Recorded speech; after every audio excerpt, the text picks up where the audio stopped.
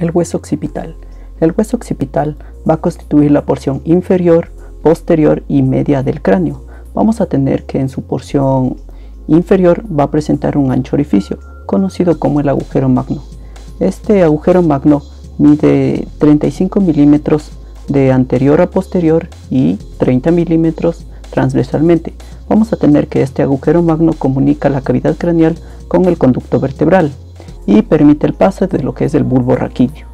Vamos a tener entonces que en el adulto este hueso occipital presenta 4 porciones. Va a presentar una porción basilar que es anterior al agujero magno, 2 porciones laterales que se encuentran lateralmente al agujero magno y una porción conocida como escama del occipital que se encuentra posterior al agujero magno. Entonces vamos a tener la porción basilar del hueso occipital. Esta porción basilar del hueso occipital es cuadrangular y nos va a presentar 2 caras y 4 bordes. Respecto a las caras, vamos a comenzar con la cara exocranial. La cara exocranial de esta porción es conocida como superficie basilar del hueso occipital. Va a presentar en la línea media, en unión de su tercio anterior con sus 2 tercios posteriores, el tubérculo faríngeo, que va a insertar al rafe faríngeo. Vamos a tener que anteriormente a este tubérculo vamos a encontrar la fosita navicular, en el fondo de la cual se abre la fosita faríngea. Vamos a tener que además a los lados de la línea media vamos a tener 2 crestas. Una cresta posterior conocida como cresta muscular del hueso occipital, que va a dar inserción al músculo recto anterior de la cabeza. Vamos a tener además una cresta anterior conocida como cresta sinostósica, sin embargo este es inconstante. Vamos a tener que anteriormente a la cresta sinostósica va a insertarse lo que es el músculo largo de la cabeza.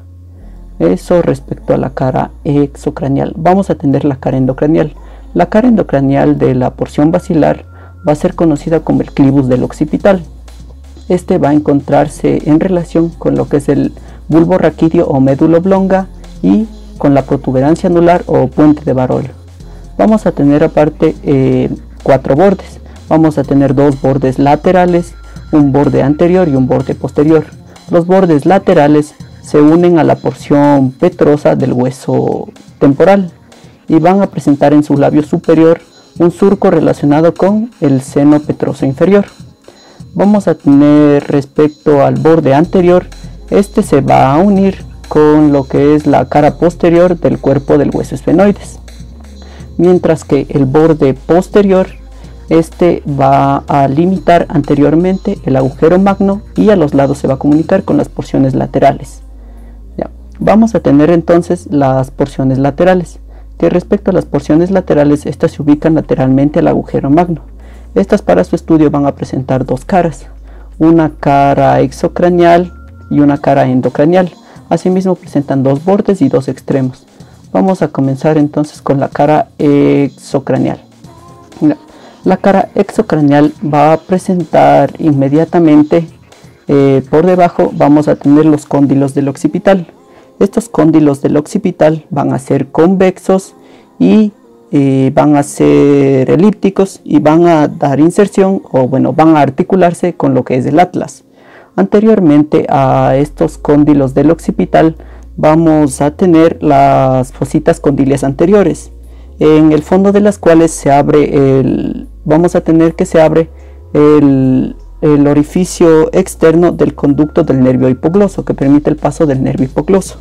Vamos a tener posteriormente al cóndilo, vamos a presentar lo que es la fosa condilia, donde nace el conducto condilio.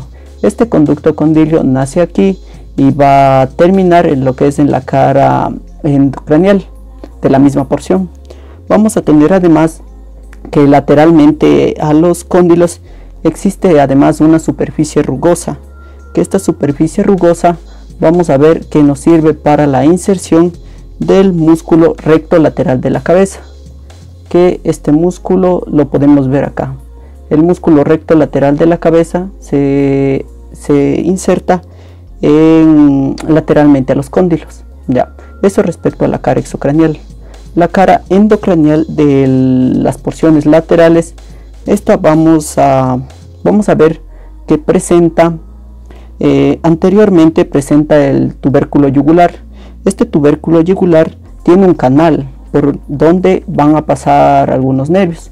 Como vamos a ver que por este canal van a pasar tanto el nervio accesorio como el nervio vago y como el nervio glosofaringeo. Estos nervios van a pasar por este canal y después se van a dirigir hacia lo que es el agujero yugular.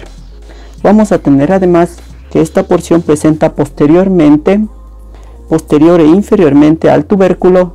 Vamos a tener que se encuentra el orificio interno del conducto del nervio hipogloso, que como dijimos da paso al nervio hipogloso. Este lo vamos a tener aquí y aquí va a estar el nervio hipogloso atravesándole.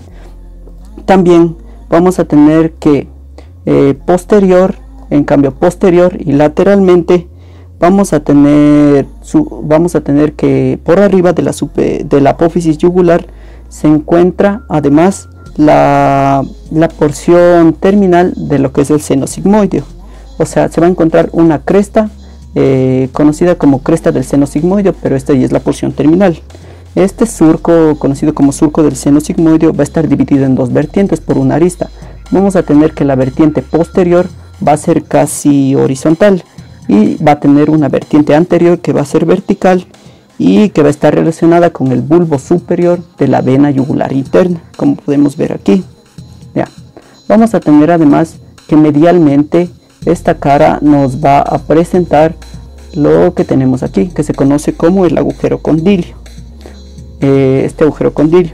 Respecto a los bordes de esta porción, primero vamos a tener un borde medial, que este borde medial limita lateralmente el agujero magno.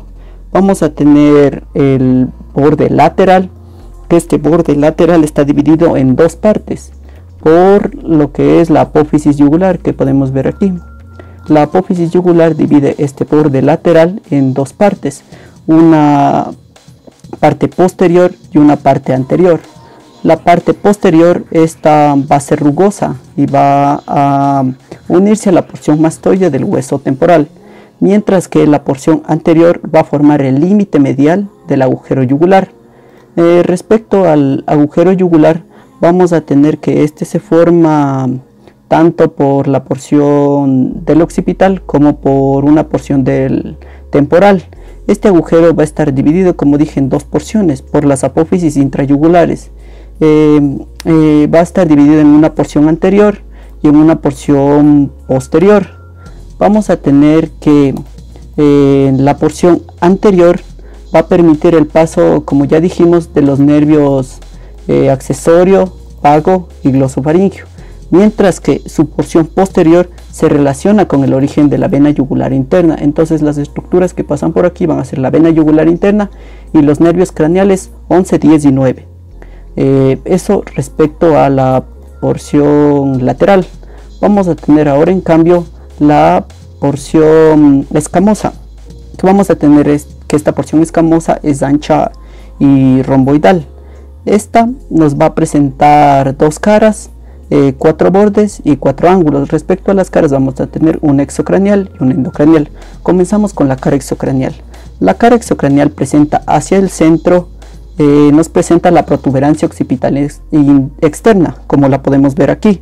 De la protuberancia occipital externa va a partir la cresta occipital interna, la cresta occipital externa, que se dirige inferiormente hacia el agujero magno. Ya vamos a tener que a cada lado vamos a observar dos crestas conocidas como líneas nucales. Vamos a tener una línea nucal superior y una línea nucal inferior.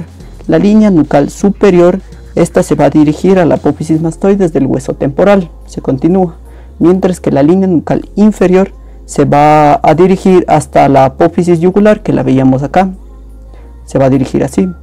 Vamos a tener que además que esta cara nos presenta varias inserciones musculares, como podemos ver aquí. Vamos a tener que inferior y medialmente vamos a tener la inserción del músculo recto posterior menor de la cabeza. También vamos a tener que inferior y lateralmente va a insertarse el músculo recto posterior mayor de la cabeza, mientras que superiormente va a existir la inserción del músculo semiespinoso de la cabeza. Vamos a tener que además la porción más superior de cara, o sea, superiormente a la línea nucal superior, va a relacionarse con el cuero cabelludo. Bien, entonces eso respecto a la cara exocranial. Vamos a tener la cara endocranial, que la podemos ver aquí. La cara endocranial de este hueso va a presentar asimismo en la línea media la protuberancia occipital interna, que va a encontrarse al mismo nivel que la protuberancia occipital externa. Vamos a tener que de esta protuberancia van a partir varios surcos. Vamos a tener dos surcos laterales, que estos surcos laterales van a ser horizontales y van a ser para los senos transversos, que podemos ver aquí los senos transversos. Existe uno a cada lado y van a estar relacionados con estos surcos. Vamos a tener, además, vamos a presentar un surco que va a ser vertical y superior, que va a ser conocido como el surco del seno sagital superior, y este va a relacionarse obviamente con el seno sagital superior. Vamos a tener además una cresta, la cual en cambio va a ser vertical y va a ser inferior, que va a ser conocida como la cresta occipital interna. Esta cresta occipital interna va a dirigirse hacia el agujero magno. Vamos a tener que estos surcos y la cresta interna van a dividir esta cara en 4 fosas occipitales. Vamos a tener entonces 2 fosas occipitales superiores o que van a ser cerebrales y 2 fosas occipitales inferiores que van a ser cerebelosas. Bueno, vamos a tener además, como dije, este hueso nos presenta 4 bordes y 4 extremos. Respecto a los bordes, vamos a tener el borde superior, 2 bordes superiores y 2 bordes inferiores. Estos bordes superiores vamos a ver que se van a estar articulando con lo que son los huesos parietales. Se van a articular con los huesos parietales por medio de la sutura lambdoidea.